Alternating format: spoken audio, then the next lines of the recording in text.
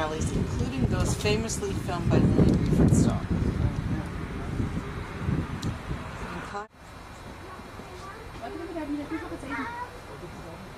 Harminckilencek hány egész millió volt, 43-ból félúton. Ez a hátfélúton. Hát félúton, nem? 15 millió volt. Annyi, ez egy nagy ország. Guck mal. Was?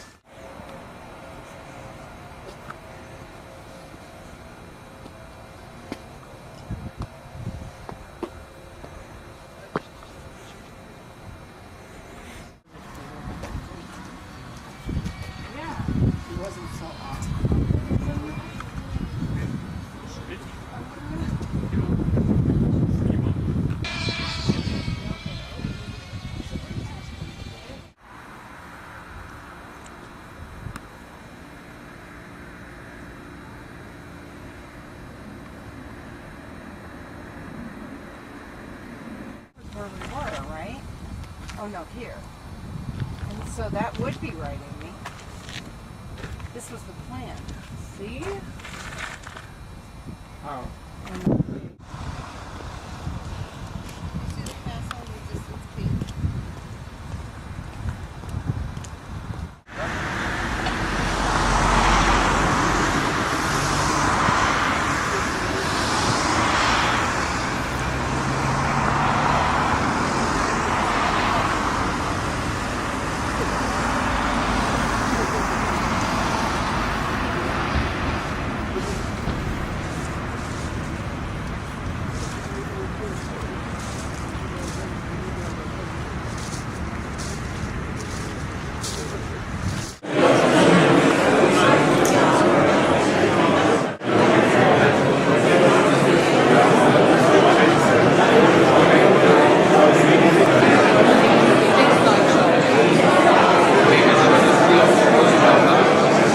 Father Fuchs, look familiar?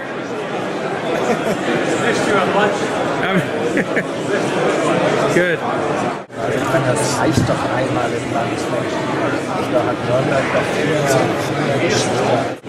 Nürnberg, also das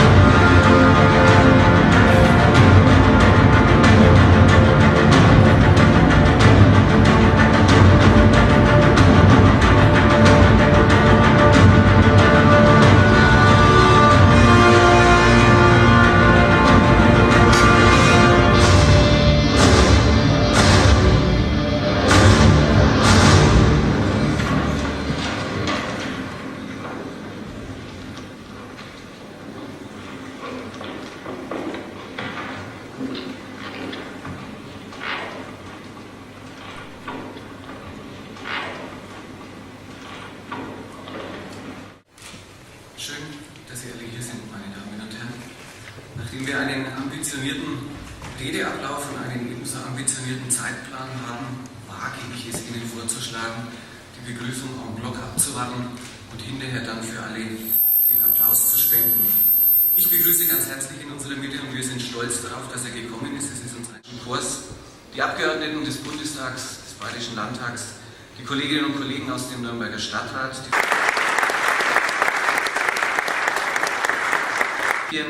die sich diesen Fragen im Rahmen der Vereinten Nationen widmen sollten. Die Erinnerung, Frau Staatsministerin Dr. Merck, ganz herzlich danken. Bliebe noch hinzuzufügen, dass die Geschwindigkeit der Entscheidungen von der ersten Konferenz mitgemacht haben, dass alles nie hätte geschehen können. Dass die hier im Saal 600 Angeklagten und Verurteilten nicht die einzigen Schuldigen gewesen sind. Bis zu jenem furchtbaren Tag, dem 22. Februar 1943, als Freisler den Geschwistern Scholl und ihrem Freund Christoph Probst das Todesurteil verkündet. Die Hauptkriegsverbrecher des NS-Staates. Zum ersten Mal in der Geschichte der Menschheit sollten Kriegsverbrechen auf der Grundlage des Völkerrechts geahndet werden. Nürnberg wurde zum Gerichtsort bestimmt. Mit dem nahezu unzerstört gebliebenen Schwurgerichtssaal des Justizgebäudes fanden die Sieger einen geeigneten Raum zur Durchführung des Tribunals, das als die Nürnberger Prozesse in die Geschichte einging. Auf der Anklagebank saßen 21 führende Repräsentanten des Naziregimes, unter ihnen Hermann Göring, Reichsmarschall und Oberbefehlshaber der Luftwaffe, Hans Frank, Generalgouverneur von Polen, Julius Streicher, Joachim von Ribbentrop, Reichsaußenminister und Wilhelm Keitel, Chef des Oberkommandos der Wehrmacht.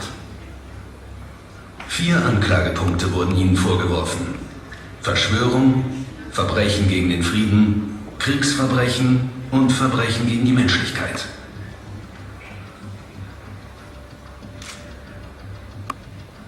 Die Anklage wurde von den 4 Siegermächten USA, Großbritannien, Sowjetunion und Frankreich erhoben und das Verfahren nach angelsächsischem Recht abgehalten. Am 20. November 1945 hielt der amerikanische Chefankläger Robert Jackson seine berühmte Eröffnungsrede. The privilege of opening the first trial in history for crimes against the peace of the world imposes a grave responsibility.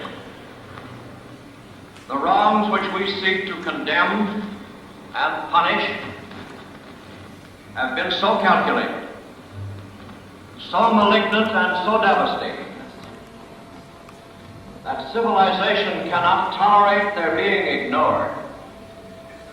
Nacheinander wurden die 4 Anklagepunkte von den Vertretern der Siegermächte vorgetragen und belegt durch Dokumente, Filmaufnahmen, Fotografien und Zeugenaussagen. Zum ersten Mal erfuhr die Welt von den unfassbaren Gräueltaten, die zwischen den Jahren 1933 und 1945 in deutschen Namen begangen worden sind.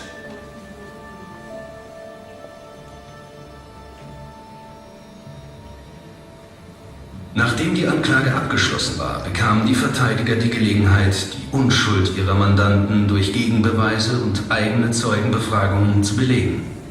Im Kreuzverhör konnten sich die Angeklagten selbst zu den Vorwürfen äußern. Ihre Unschuld an den begangenen Verbrechen begründeten sie fast immer mit der alleinigen Verantwortung Adolf Hitlers. Sie wussten nicht in welchem Ausmaß, aber sie wussten, dass es eine Politik gab, die auf die Ausrottung der Juden hinzielte. Nein, auf die Auswanderung der Juden und nicht auf ihre Ausrottung. Ich wusste nur, dass in Einzelfällen in dieser Richtung dagegen vorgekommen war. Fast ein Jahr lang dauerte der Prozess gegen die Hauptkriegsverbrecher von Nürnberg. Am 1. Oktober 1946 verkündete der Vorsitzende Richter Sir Geoffrey Lawrence die Urteile. Hermann Göring, death by hanging. Alfred Jodl, death by hanging. Von den 21 Angeklagten wurden 12 zum Tode durch den Strang verurteilt. Daneben gab es langjährige Freiheitsstrafen und auch Freisprüche. Herr Oberbürgermeister, Staatsminister, Frau Staatsministerin, Exzellenzen, meine sehr verehrten Damen und Herren. Das Ende des Zweiten Weltkrieges liegt über 65 Jahre zurück. Wir müssen jetzt denjenigen die Fragen stellen, die diese Zeit selbst erlebt haben. Was wir heute versäumen zu fragen, das bleibt ungefragt und unbeantwortet. Ich freue mich deswegen ganz besonders, dass Benjamin Ferenc hier zu uns sprechen wird, und ich danke Ihnen dafür, dass Sie dies tun. С сегодняшнего дня Нюрнбергский процесс самый крупный и значительный в истории мировой цивилизации. Суд народов, а именно таким был, по сути, международный трибунал, стал ответом на чудовищные военные преступления, преступления против мира и человечности. Вслед за уставом Организации Объединенных Наций, закрепившим незыблемость итогов Второй мировой войны, Нюрнбергский процесс был в числе важнейших шагов, предпринятых для того, чтобы подобное никогда не могло повториться. Вынесенный на нем приговор довершил военный крах гитлеризма, его морально-политическим и правовым разгромом. Именно в Нюрнберге объединенными усилиями были юридически закреплены результаты победы сил мира и прогресса, признаны преступными человеконенавистническая идеология, основные организационные структуры и в целом практика нацизма. Несмотря на весь трагизм и многомиллионные жертвы Второй мировой войны, наибольшую часть из которых принесла на алтарь победы моя страна, вопрос о мести перед нами не стоит. Советский Союз сделал все для того, чтобы Нюрнбергский трибунал не стал расправой победителей над побежденными. Впервые о необходимости проведения над преступниками международного суда, в котором должны быть обвинения и защита, было сказано 14 октября 1942 года в заявлении советского правительства об ответственности гитлеровских захватчиков и их сообщников за злодеяния, совершаемые ими в оккупированных странах Европы. Впоследствии эта инициатива была закреплена в декларации об ответственности гитлеровцев за совершаемые зверства, которая была одобрена на московском процессе формирования опорных элементов его международно-правового. We now open this venue for people today and for future generations. It will serve as a place of remembrance. It will mark the trial's importance to the establishment of an international criminal jurisdiction. And I'm proud of the role the United Kingdom played in the trials alongside our allies. As President of the Tribunal, Lord Justice Sir Geoffrey Lawrence quickly set a tone of efficiency and dignity. The Nuremberg trials are so historic because they established the principle that no person is above the law. In words spoken on that opening day of the cases, 65 years ago today exactly, November 21st, 1945, by the U.S. Chief Prosecutor, Justice Robert Jackson, who declared that the law shall not stop with the punishment of petty crimes by little people. It must also reach men who possess themselves of great power and make deliberate and concerted use of it to set in motion evils that leave no home in the world untouched. The trials at Nuremberg laid the foundation of a system for the enforcement of international criminal law, promising justice for victims of widespread atrocities across the globe. Yet the impact of these trials was hardly inevitable. In his opening statement, Justice Jackson described the tribunal as novel and experimental. And for nearly half a century after the Nuremberg trials, it seemed that the model of justice established here would remain exceptional and singular. But in the early 1990s, as ethnic cleansing was in full rage in Yugoslavia, when innocent men, women, and children were being murdered and raped, the world once again responded to wrongs so calculated, so malignant, so devastating, that civilization cannot tolerate their being ignored. To use again those opening words from Justice Jackson's statement. The UN Security Council established an international court, the International Criminal Tribunal, for the former Yugoslavia. The international community's response was directly inspired by Nuremberg. And indeed, its statutory definition of crimes against humanity came directly, word for word, from the Nuremberg Charter. Unlike Nuremberg, however, the Yugoslavia Tribunal was not 800,000 human beings in a period of only 100 days. The natural response was to create an international tribunal to judge the perpetrators.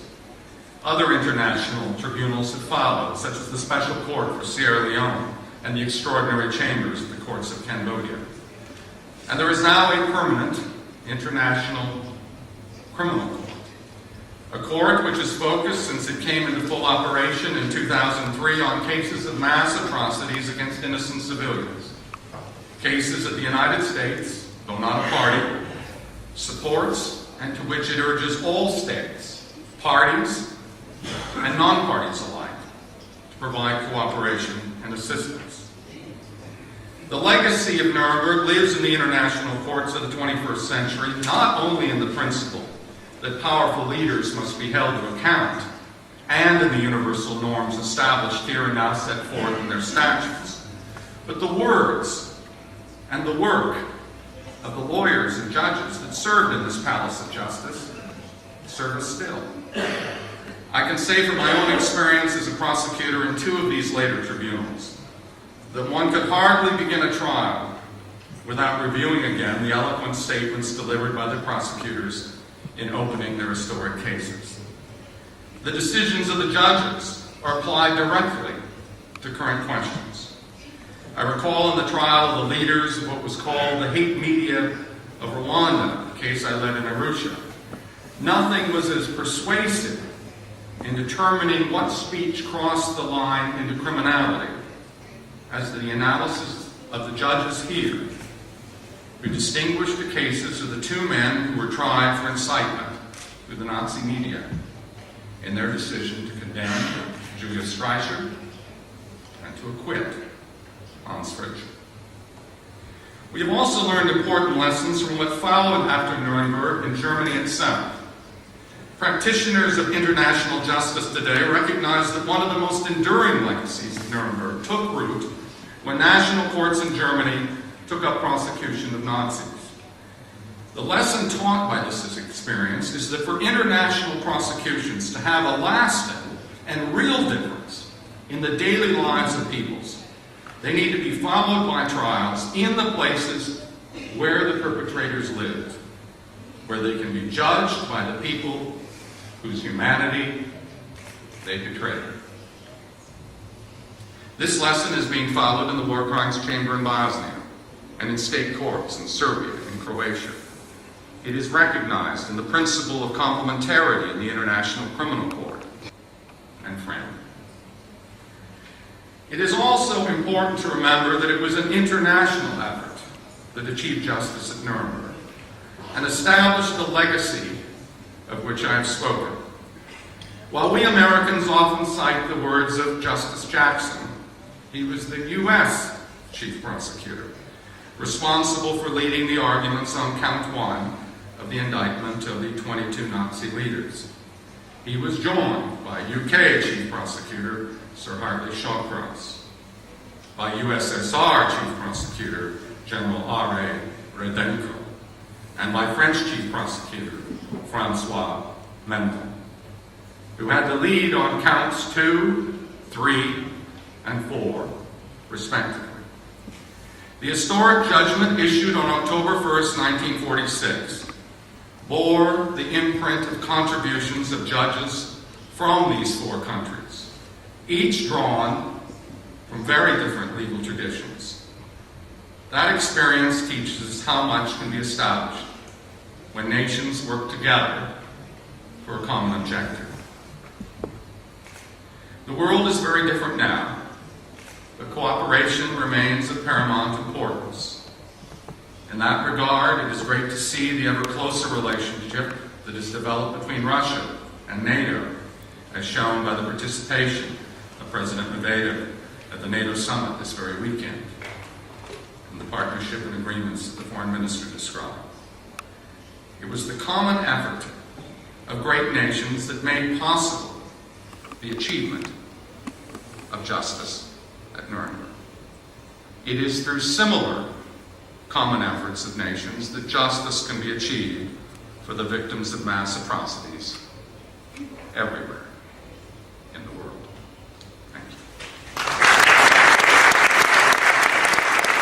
Time is very short, so please, I'm a short speaker, but time is so limited that pardon me if I skip the niceties and go directly to the substance. I want to say at the outset, however, how very pleased I am to have heard all of the speakers here today, all of them, without exception. When I left Germany for the first time after World War II and left Nuremberg, my biggest regret was that I never heard from any German saying, "I'm sorry." I was a combat soldier in World War II, wearing the uniform of the United States. I landed on the beaches of Normandy and fought through all of Europe. I was shooting down with the anti-aircraft battalion and the bug bombs in England. I was there when we destroyed the city of St. Lo and turned it. I have seen the destruction of German cities, French cities, British cities. I've seen all of that. Maybe that's why they call me an Augenzeuge. But being a witness is not significant. Nuremberg trials following the trial by Jackson and the others. Jackson was the lead man in those trials.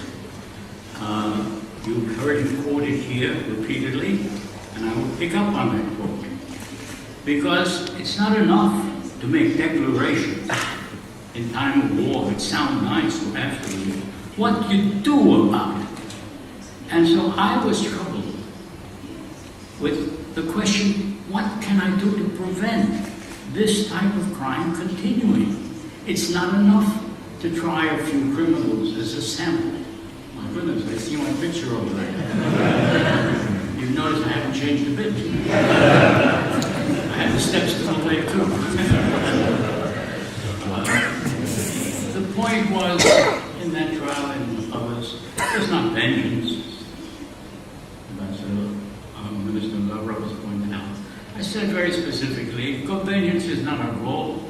What we seek here is a new rule of law which will allow all people, regardless of race or creed, to live in peace and dignity. Because the Einsatzgruppen and the other murderers killed millions of people because they didn't share the faith, the religion, the ideology of their executioners. And I thought that was a horrible thing, and I still do it. And I thought it all my life. And so at a certain point, I decided I was going to give up the practice of law and devote myself to the problem of trying to prevent it from happening again in our jurisdiction. Or the other crimes as well is subject to trial. The ICC is out of the picture. Why don't you do that? Why don't you do that?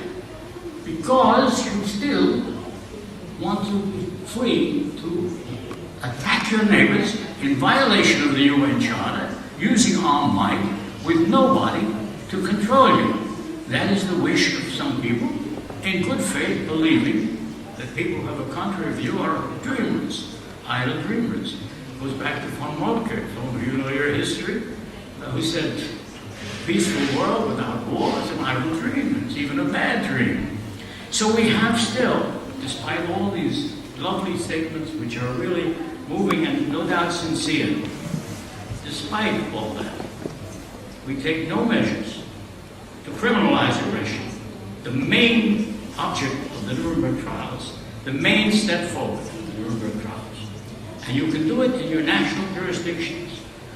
It's been mentioned that it's part of the basic law of Germany, the Grundgesetz. Judge Cowell sent me the text of the law at one time when we were discussing this. The Japanese wrote in their constitution, immediately after the war, Article 9A, no aggression coming from them. Other nations are doing the same. The more that you do that, the more difficult it is for people to commit the crime with impunity. Now, the object is not to punish people for the crimes of aggression or crimes against humanity. The object is to prevent those crimes. By the time you're punishing, you have failed. And how do you prevent a crime? Do you prevent it by telling the criminals you will never be tried in an international court? That's no way to prevent crime. That encourages crime. And that is what they're doing. I'm now going to start my 92nd year soon. And I will not live long enough to see the temple of the law that I'm describing built. But it's up to the young people like you, relatively, even principally, home of great freedoms, pick up the torch and carry it, because it's right. You must know in your heart that what I say is true. And if you do, act on it as best you can. I'm just one person with no status whatsoever. And I've been acting on it as best I can. If you, and particularly the young people, who I hope are listening to this somewhere, will do that, I'm confident that they will eventually have a healthy and better world than I had. Now, just one final point, and that is on the crimes against humanity. In my judgment, waging an illegal war, by that I mean a war in violation of the UN Charter and in violation of the definition of aggression as agreed upon by consensus recently and before. Fighting an illegal war in today's world is impossible without killing large numbers of innocent civilians. The ratio is at least 10 to 1. If you kill one man, it's murder. If you kill 1,000 children, it's not less than murder. The Universal Declaration of Human Rights lists murder as a violation of human rights.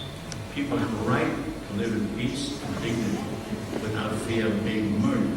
If you call it collateral damage or some other name to try to conceal it, it's at best negligent homicide and manslaughter. Crimes against humanity are the proper description for an illegal war. If we cannot bring illegal warfare, crime of aggression, to the court because the door has been locked, come in through the window. Call it a crime against humanity. Come in through another window if you have to. Do it in your national courts. But do it.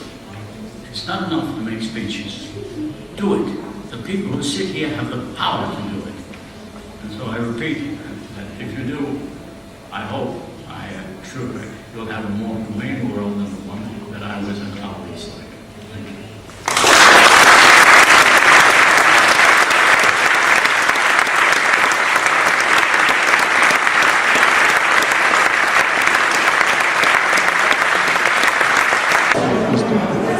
Это должно быть много.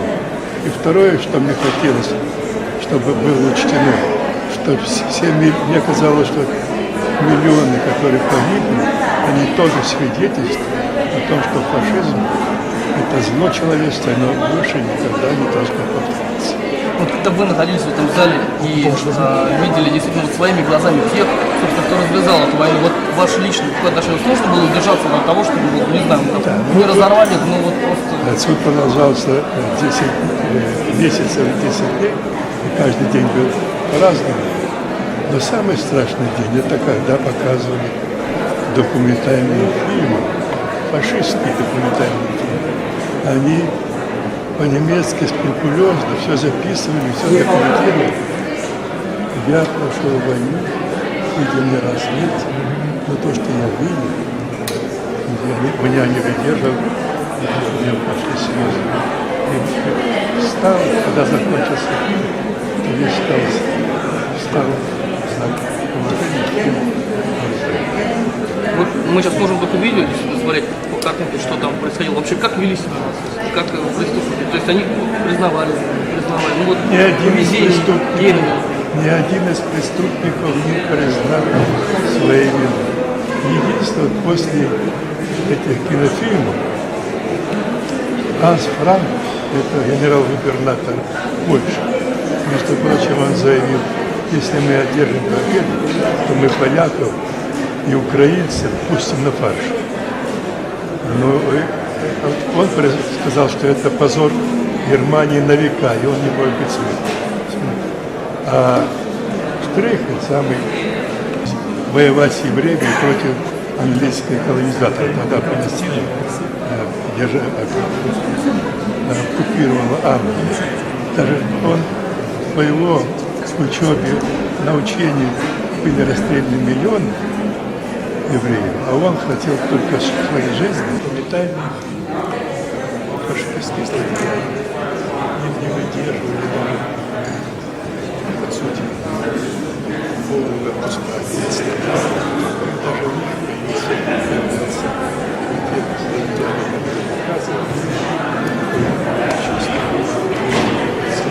у них появился Франк, например, он говорил, что если мы победим украинцев, поляков, пустим фарш. Вот после этих он сказал, что это позор. Yes.